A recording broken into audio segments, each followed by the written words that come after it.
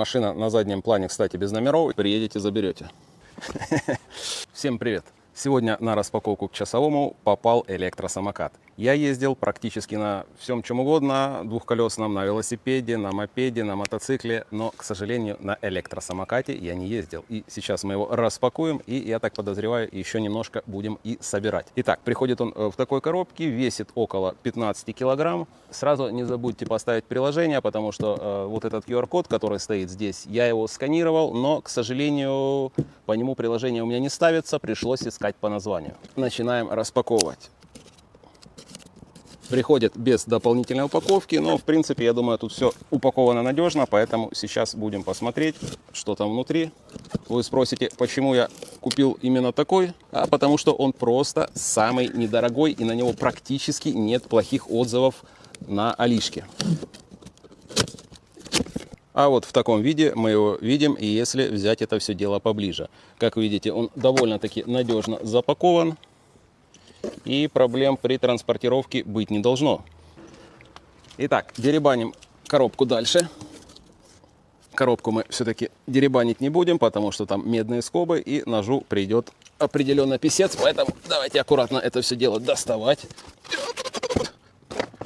Так, тут где-то должна быть подножка. Ага, есть, все, не падает, все отлично.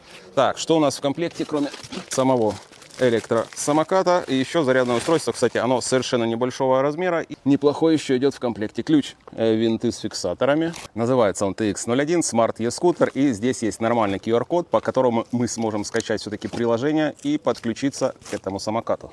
Инструкция у нас идет на английском языке. Для начала убираем лишнее.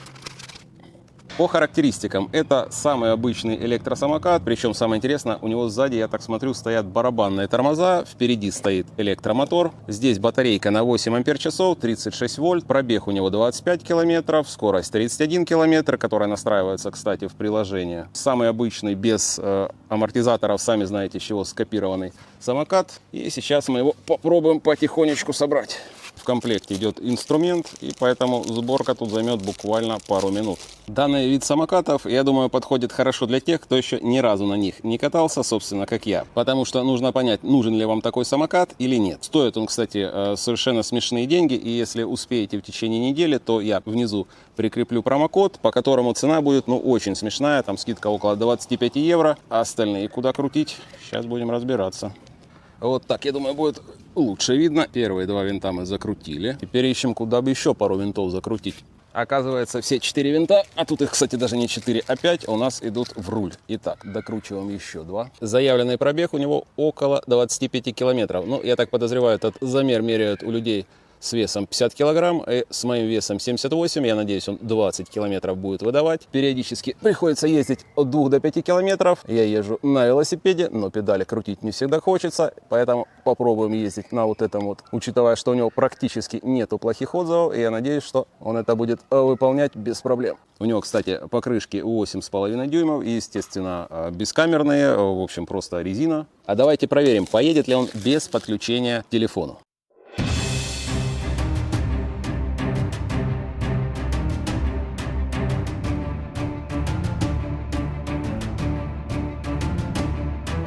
Убираем ножку, и я попробовал, он реально уже едет, хотя я еще не подключился к телефону. Телефон зачем нужен? Во-первых, можете регулировать скорость, во-вторых, вы можете поставить ограничения, поставить круиз-контроль, ну, естественно, заблокировать, чтобы никто на нем не поехал. Я, как человек, который ни разу не ездил на данных самокатах, все-таки сейчас попробую без подключения поехать. И вот какие будут первые впечатления, сейчас вам расскажу.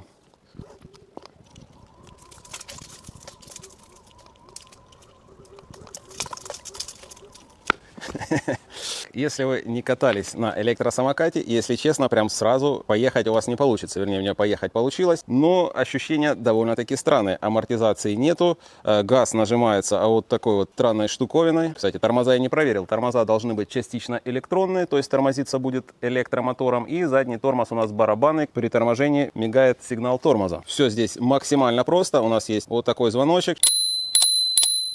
Без приложения мы можем включить фару, которая мне пока непонятно, куда она светит, но проверим ночью, можно ли с ней ехать или нет. Люмен 100 она, конечно, выдает, и я думаю, куда-то мы доедем. Давайте снимем вот эту вот пленочку. Включил эко-режим, я думаю, это будет максимально эффективный режим.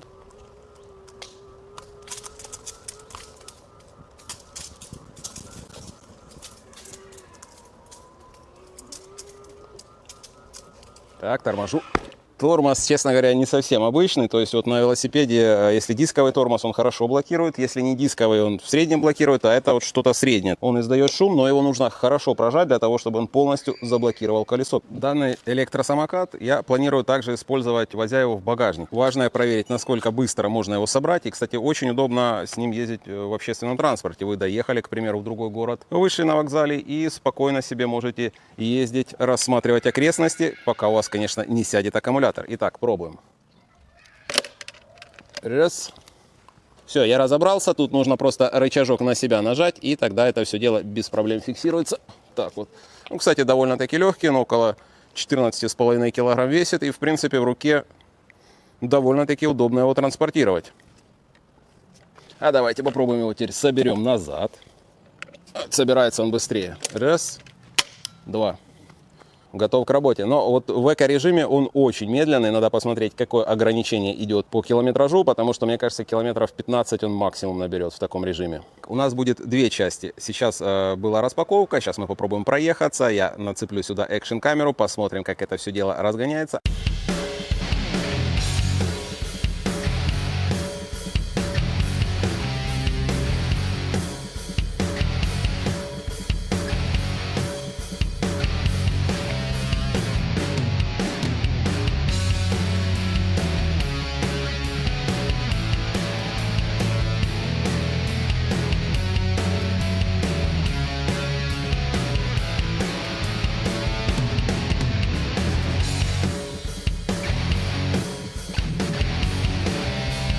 На небольшой склон, как вы видели, заезжает вообще легко. Держит 21 километр уверенно, так что продолжаем дальше. А во второй части мы замеряем, какие реальные у него пробеги, едет ли он под гору. Также проверим, естественно, за сколько он заряжается. Указано 5 часов. Процесс заряда просто до безобразия. Подключаете к зарядному устройству. Ждете, пока красный огонек сменится зеленым, и, собственно, после этого можете ехать, все заряжено. Это и не быстро, и не долго, на ночь поставили, и вполне себе можете ехать. Давайте попробуем выключить эко-режим и еще раз попробовать без него поехать. Опытным путем найдено, что можно переключить двойным нажатием в режим эко, в режим драйв и в красный режим. Красный режим, я думаю, самый мощный, и давайте его сейчас и проверим. Так, да, подножку не забываем убирать, и в режиме скорости оно начинает буксовать. Переднее колесо, да, у нас же переднее тянет колесо. В общем, я не специалист, вот только первый мой электросамокат. Когда нагрузка слабая, естественно, переднее колесо начинает пробуксовывать. Поэтому для того, чтобы не буксовало, желательно становиться ближе к началу данного скутера, хотя больше вероятность есть с него загреметь.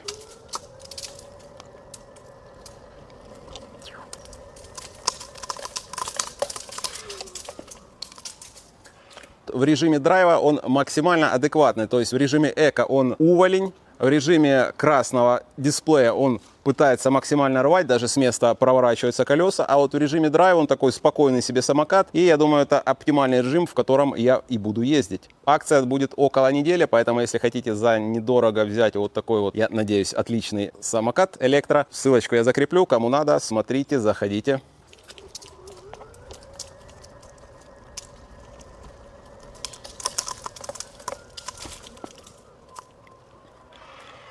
Если вы не ездили на электросамокате, то буквально 5 минут хватает, и вы его нормально начинаете чувствовать. Уже можете выезжать не только вот в такую закрытую территорию, а и куда-нибудь, ну, там, где еще не ездят машины, ну, там, где уже ходят люди. Главное, научитесь правильно тормозить, предупреждать о том, что вы едете. Тут показываю максимально близко, для того, чтобы вы имели представление по качеству изготовления, если это, конечно, вы сможете по видео определить, но вот пока тактильно все, что я пробовал, сделано на неплохом уровне. Класс водозащиты у него IP65, то есть от мелкого дождя его вполне себе должно хватать. Кстати, вот здесь вот стоит стоп-сигнал, и я бы сюда еще подцепил поворотники. Я их, я думаю, закажу, и во второй части вы посмотрите, как они выглядят. Сварка, в принципе, выполнена на неплохом уровне, то есть все прокрашено, и, в общем-то, мне пока докопаться не к чему. Вот такие небольшие барабанные тормоза. Конечно, если бы здесь были не барабанные, а, к примеру, дисковые, то немножко более эффективно происходило бы торможение. Но, в принципе, для такого веса, я думаю, и этих тормозов вполне себе достаточно. Вот с этой стороны у нас идет зарядное отверстие. Также у нас идет ножка. Ножка металлическая. Кстати, довольно-таки ровненько он стоит на ней. Вот таким образом. Все пластиковые детали закреплены отлично. Пластик вполне себе качественный. То есть он никаких лишних звуков не издает. Есть небольшие светоотражайки. Задний стоп-сигнал. Ну, естественно, впереди небольшая фара. Давайте посмотрим, что там за светодиод стоит. Обычная тироптика стоит. Этого вполне себе должно хватать. Иначе зачем ее ставить? Поверхность, на которой вы стоите, вот такая вот прорезиненная, в принципе, не знаю, надолго ли ее хватит, но довольно удобная. То есть с нее, даже если у вас ноги будут мокрые, по идее вы не должны упасть. Это мы проверим после небольшого дождя. По дождю ездить, естественно, не будем. Крепление вот таким образом выглядит. На данный момент вообще никаких люфтов здесь не наблюдается, а после 100 километров мы это все дело, естественно, проверим. И, надеюсь, все будет так же, потому что на него идет год гарантии. Приложение мы проверим в следующем выпуске, а пока давайте проверим, что можно включить без приложения. По умолчанию у нас включается режим, на котором мы его выключили, это драйв. Одно нажатие включаем фонарь, два нажатия переключаем между режимами. Эко-режим это, конечно же, режим детский, а вот режим драйв, я думаю, оптимальный, им я и буду пользоваться. Машина на заднем плане, кстати, без номеров, если кому надо, пишите, сброшу ссылочку, приедете, заберете. Пока мне данный электросамокат нравится. Во второй части мы уже все измерим, проверим, насколько быстро он разгоняется. Кстати, это интересно в каждом из режимов. В режиме эко, в режиме драйв и в режиме красного света. Если вам обзор понравился, естественно, ставим палец вверх. И не забывайте, через 2 недели будет второй выпуск. В глухих лугах